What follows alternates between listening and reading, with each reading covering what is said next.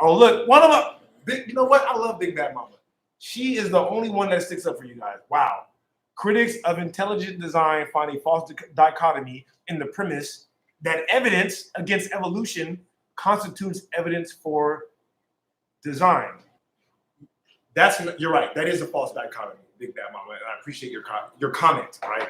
But this is not a false dichotomy, and the reason why I know it's not is because Mark agreed with me during the debate, right? The dichotomy is that something, in particular the universe, we're talking about the origin of the universe, right? Where did it start? How did it start? The origin of the universe, there is a true dichotomy, which is it was either created, right, or it was not.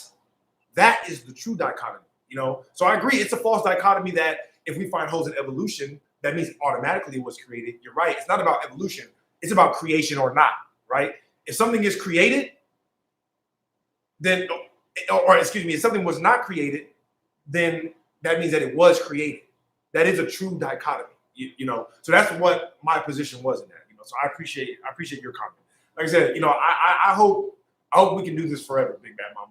I don't know. Like I feel like Batman and the Joker right now. I feel like maybe we're destined to do this dance forever. You continuing to bring arguments for evolution because that's your religion and you worship, you know, the scientist priest, and I'm the person, you know, the Joker, right, who's going to come and show you guys that you guys are really no better than the people that you condemn. That's really what the point of, you know, the second Batman was. A lot of people didn't get that. The Joker was showing the people, right, that you're no better than the people that you lock up in jail, right? Because as soon as the pressure gets on you, you're going to do exactly what they do, right? As soon as you need something bad enough, you're going to motherfucking kill, steal, and destroy, just like the people that you lock up, right?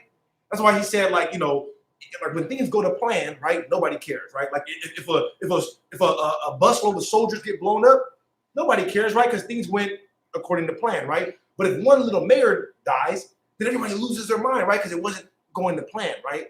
Think about it. Nobody cares about a whole bunch of soldiers dying, right? Or people in Iraq dying, or kids in Yemen. You guys don't care about the kids in Yemen right now that are being starved out, right? Because of the American government, right? You don't care about that, but you care about motherfucking George Floyd or something, right? No, the fuck you don't. You don't care about no fucking George Floyd, you know? Well, maybe some people do, but the people who are putting the battery in your back, they don't care about that. They're using you so that way they can take more of your natural rights away under the guise of civil rights. And this is a fact. That's why I brought that racism thing up in the debate. The civil rights movement was the worst thing that ever happened to the black community. You understand? This is not even like a widely debated fact at this point, because anybody who's done their history knows by the numbers, right, that the people who were quote unquote affected by slavery were doing a lot better before the civil rights movement than after. So how are people being affected more after the civil rights movement by slavery than they were before? It makes no fucking sense. Ross, you couldn't identify your creator. So which creation myth is the closest to your idea of creation? Why do you want to keep talking about? All right. God dang it. All right, look, I'm gonna try to make this quick, like for real.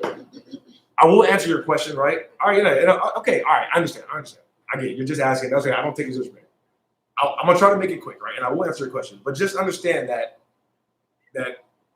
falsification is independent of replacement. You know what I mean? So, like I said, the dichotomy that I am leaning on philosophically is something was either created or not created, right? So I'm looking at the other side, right? You're right. There's no evidence for what the creation is, but we can like if you're looking in the court of law, right? If two people were there and somebody murdered them out of those two people, we know for a fact that it was these two people. Like I said, a real dichotomy. Something was created or it wasn't, right? So if we're looking at a murder and it was either this person or this person, if we find a way to prove that this person didn't do it, then that leads us to this. You know what I mean? So that's why I say we don't have evidence that something can arouse without a creator, and so I lean on that, right? Now, if you want to know which one is the closest to me, right, is, I almost don't want to say this because this is how motherfuckers get censored. You know what I mean?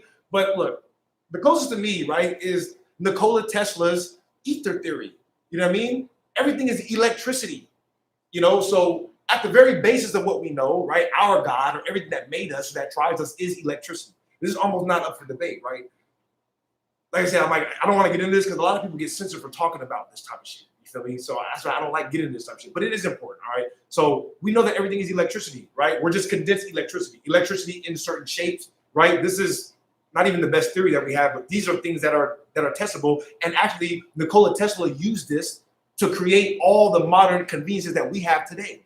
We haven't invented too many things beyond what Nikola Tesla invented. He invented light, and he really invented long wave sound. I don't want to get into that, but he really invented those two things. All the major technology that we use today is a combination of light and sound, right? His theory, he literally said, I had to postulate that there was an ether, a background medium, right? An electric field, right, of energy that we're drawing from, that we are made of. So we're made of electricity, right? And so that's why they can measure thoughts in electricity. That's why they can measure emotions in electricity, because we're just condensed electricity. That's what everything is. Everything is condensed electricity. So I don't, like I said, I don't like to lean on things that I can't. Yeah, I don't like to lean on things that. Like I said, I appreciate the question. I'm trying to get into too much into it because people get censored for this type of stuff because they really don't want you to like know too much about that. You're just condensed electricity, and we can actually measure that. We can we can measure, you know what I mean, the natural energy in the universe. Excuse me, in the atmosphere as you go up. I don't want to get into all the experiments that have already proved that, but Nikola Tesla had created the free electric grid. What I'm talking about right now leads to people being able to have free electricity. So you can understand why they want to censor that, because using that information alone, I can use that alone to create endless inventions. Like, you know, for me, like even just the specs of a Vinograph generator, people can use that to create hover cars and all type of other stuff with just you know what I mean, a bunch of, you know, electrical work and mechanical engineering. But that would completely dismantle the gasoline industry, the energy industry, you know what I mean, like the travel industry. Those are the three biggest industries on the planet. The three biggest industries on the planet are gasoline, travel, and energy, which gasoline is just energy. So it's energy and travel. Those are the two biggest, you know what I mean? I just don't know why natural energy would require the unnecessary layer of a God. Well, that's why I said I don't believe in God. But I just use that word because it really just means creator. If you look up the word God in the dictionary, it just means something that is in charge of a specific aspect of creation. So I like, you know, like when Kanye made the song "I Am a God," right? He wasn't saying that he created the whole universe. He's saying that he is a creator, and technically, he's right. Right? Women are God. There's a guy named Brother Polite that believes that women are God. He worships his wives. Right? He has 4 wives, and he worships them as his God. You know why? Because his wives create his legacy. You know what I mean? So that's what he believes, and it's valid because by dictionary definition, it's true. Women are God, right? They create. Men, we're certainly God.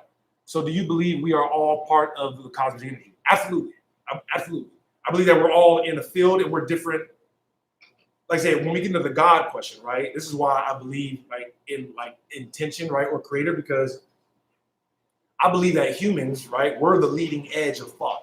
I believe that because when you start getting to the complicated questions of why things would exist and all that, then you start like getting into like, okay, so why do humans have this much awareness, right, or ability to perceive where they are and other animals don't? And I believe that that is the mind of the creator. So that's why I look at every human on earth like as if we're tiny cells of the same body, right? So, you know, your cells have consciousness, right? So we can actually, like, you know, even your mitochondria inside your cells, the mitochondria inside your cells don't move in a pattern. They move based upon reaction to other things. So that means that they have consciousness. They're aware, acutely aware on some level, just like plants. And we're, you know what I mean, massively aware. So I believe that we're all basically like cells in one body, you know? So and that body is like an energetic thing, maybe beyond what we can perceive, because we've been so trapped in our thinking of, oh, we have to look at things as like, oh, you know, we got to go to school and do this, that, and the third. And all of our beliefs are shaped by that.